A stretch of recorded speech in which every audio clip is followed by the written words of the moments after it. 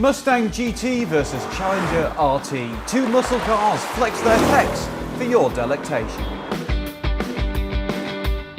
Hello, I'm Alistair Weaver, your host and referee. I'm joined by two Edmunds editors, James Riswick representing the Dodge Challenger RT and Mike Monticello talking up the Ford Mustang GT.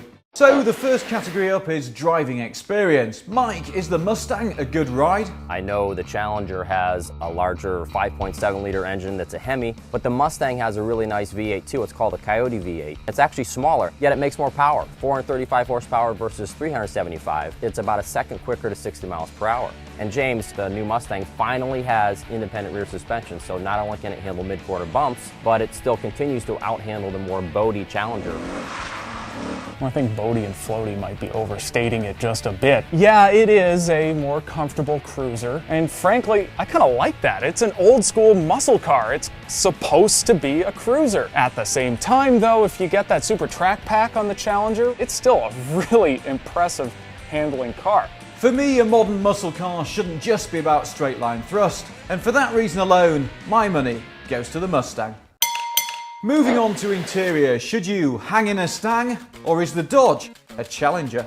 Hey, well, I would say that the Challenger definitely has the bigger, more useful interior. There's really no doubt about it. You don't have to, remove your head like you do in the Mustang. Yeah, I will admit that the new Mustang's rear seat is almost pitiful. I mean, I'm 5'8", and my head crushes into the rear window. The other thing about the Challenger, it has an enormous trunk, over 16 cubic feet of space. This is a big, useful car that you could actually drive every day. You could even have a family with it. It would be a pretty viable choice. I think the Mustang's new interior is nicer than the Challenger's. With the Dodge, it looks like parts bin pieces, in that Challenger. In the Mustang, you can get optional Recaro front seats. I will admit that with the Challenger, you do get a lot more parts bin stuff, but one of those parts is that Uconnect system. Huge screen that is a lot easier to use in my Ford Touch. The controls do work well. It's another tough call, but you know what? I like my friends, so for the very fact that I can fit them in the back, I'm going to choose the Challenger.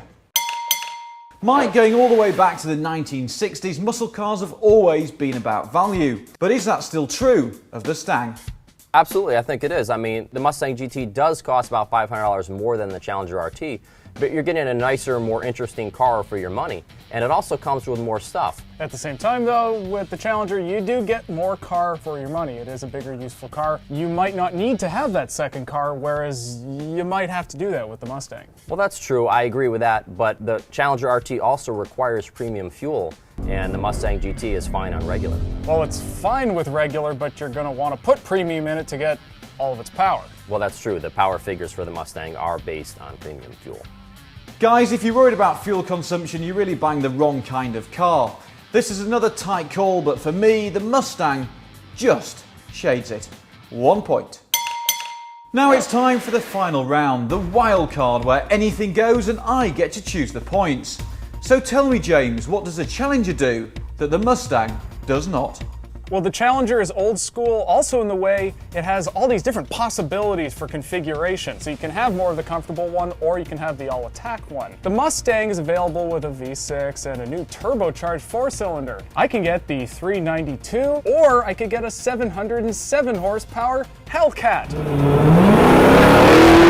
Well, now don't be ragging on that EcoBoost turbo 4-cylinder. I like to think of that as channeling its inner Mustang SVO from the mid-80s. That was a cool car. But for me, the wild card for the Mustang is actually its styling. This is a segment that the Challenger pretty much ruled with its badass looks, but it's basically a copy of the old Challenger. The Mustang is more original, I'd say visually stunning, and the other thing about the Mustang, you can get in a convertible.